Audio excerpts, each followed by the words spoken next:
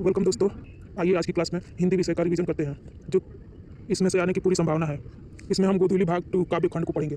उसमें पहला पाठ होता है राम बिनु बिरथे जग जन्मा, जो गुरु नानक जी की रचना है। पहला क्वेश्चन है, किसके बिना प्राणी को मुक्ति नहीं मिलती? इसका उत्तर है गुरु ज्ञान के बिना। गुरु नानक की रचनाओं का संग्रह गुरु अर्जुन देव ने कब किया, जो गुरु ग्रंथ साहिब के नाम से प्रसिद्ध है? इसका उत्तर है 1604 ईस्वी में।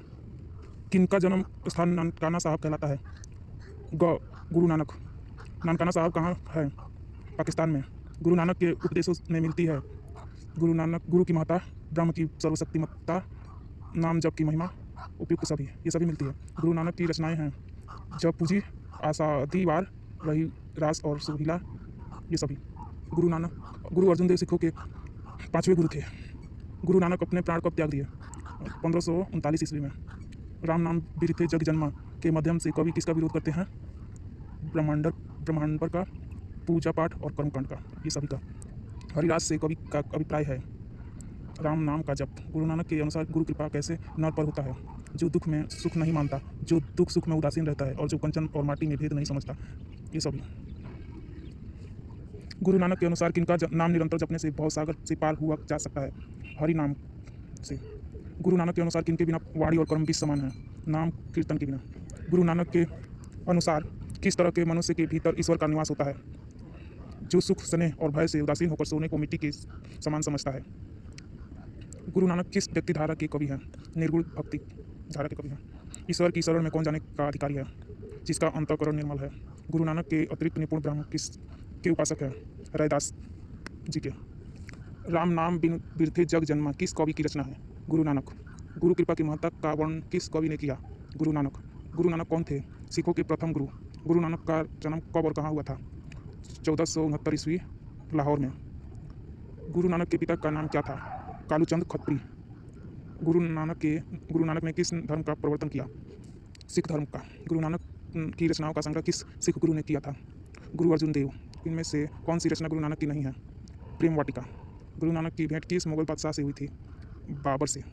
गुरु नानक के अनुसार इस दुनिया में राम नाम कीर्तन के बिना क्या व्यर्थ है? जन्म और जीवन। अगला पाठ है प्रेम अयनी श्री राधिका। पहला क्वेश्चन है, हिंदी के आदि कवि हैं सरहपाद। सरहपाद की कृति है मेघदूतम। प्रेम वाटिका किसकी रचना है? रसखान की। करील के कुंजन उपरवारों के कवि हैं रसखान। जिनकी रचनाओं से मुक्त होकर भारतेंदु हरिश्चंद्र ने कहा था, इन मुसलमान पर कोटिन हिंदू वारिये। रसखान। कवि रसखान का रचनाकाल किस मुगल शासक का राज्यकाल था? जहांगीर। सवैया एवं छंद के सिद्ध कवि थे रसखान। रसखान ने प्रेम वाटिका की रचना कब की थी? 1610 ईस्वी में। सुजान रसखान किसकी रचना है? रसखान की। रसखान के सवैये हैं सरहस, सहज और प्रवासमय, ये सभी।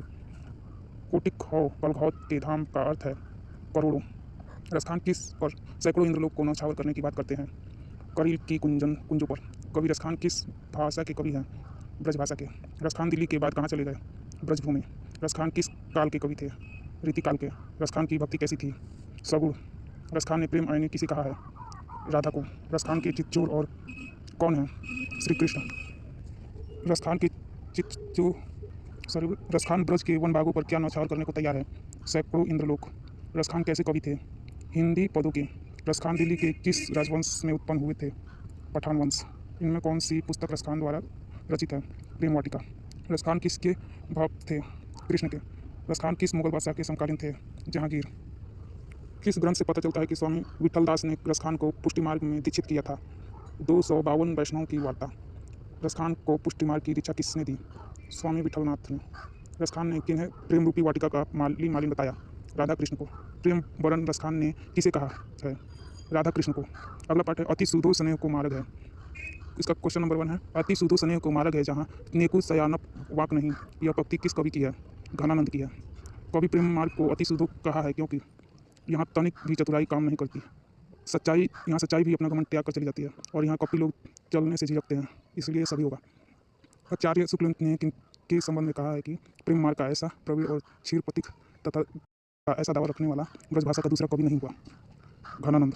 घनानंद के प्रमुख ग्रंथ हैं सुजान सागर, विरह लीला और रस के बल्ली, ये सभी। घनानंद किनके सैनिकों द्वारा मारे गए थे? नादिर शाह के सैनिकों द्वारा मारे गए थे। नादिर शाह के सैनिकों द्वारा घनानंद कब मारे गए? 1739 ईस्वी में। तुम कौन सी पारी पढ़े हो, कहो मन लेहु पदेहु छटाक नहीं। पंक्ति किस कविता की है? अति सुधो स्नेह कुमारक है। कवि घनानंद मन लेहु पदेहु छटाक कहकर सुजान से कितना प्रेम मांगा है? छटाक भर। घनानंद मोहम्मद शाह रंगीले के क्या थे? मीर मुंशी। नादिर शाह के सैनिकों ने किसे मार डाला? घनानंद को। घनानंद अपनी सवैया में सुजान कहकर किसे संबोधित किया? सुजान नामक नर्तकी को। अति सुधो स्नेह कुमारक है शीर्षक सवैया किसकी रचना है? घनानंद की। घनानंद किस काल के कवि थे? रीतिकाल के कवि थे। घनानंद का जन्म कब हुआ था? 1689 के आसपास। घनानंद किस काव्यधारा के श्रेष्ठ कवि हैं? रीतिमुक्त। घनानंद किस भाषा के कवि हैं? ब्रज भाषा के। किसे प्रेम का पीर का कवि कहा जाता है? घनानंद। कवि घनानंद के अनुसार प्रेम का मार्ग कैसा है? अत्यंत सरल। इनमें से कौन सी किसकी रचना ग्रंथ की है? सुजान सागर। कवि घनानंद सुजान के आंगन में बरसने की प्रार्थना किससे करते हैं? मेघ से। अगला पाठ है स्वदेशी। उसका फर्स्ट क्वेश्चन है, घनानंद का जन्म कहाँ हुआ था? प्रेमघन का जन्म कहाँ हुआ था? मिर्जापुर में। प्रेमघन का जन्म कब हुआ था? 1855 ईस्वी में। कवि के अनुसार क्या देखकर भारत में भारतीयता कुछ नहीं दिखती? गति, रति, रीत, ये सभी। प्रेमघन जी कवि के साथ साथ थे निबंधकार, नाटककार और समीक्षक, ये सभी थे। रसिक समाज की स्थापना किस कवि ने किया था? प्रेमघन ने। पढ़ी विद्या परदेश की, बुद्धि विदेशी पाए, चाल चलन परदेशी की, गई इन्हें अतिभाए। प्रस्तुत पंक्ति किस कविता की है? स्वदेशी।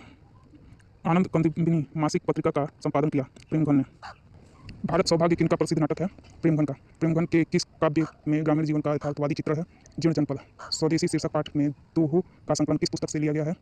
प्रेमघन सर्वस्व। प्रेमघन के अनुसार लोग क्या लेकर झूठी प्रशंसा और खुशामद में लगे हैं? वे हैं डफली लेकर। कवि प्रेमघन के अनुसार भारत में आज कौन सी वस्तु दिखाई नहीं देती? भारतीयता नहीं दिखाई देती। आजकल भारत के लोग किस भाषा में बोलना पसंद करते हैं? अंग्रेजी भाषा में।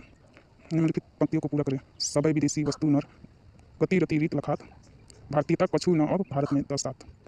बद्री नारायण चौधरी का उपनाम है प्रेमघन। प्रेमघन के आदर्श पुरुष कौन थे? भारतेंदु हरिश्चंद्र। नगरी नीरद क्या है? साप्ताहिक पत्रिका।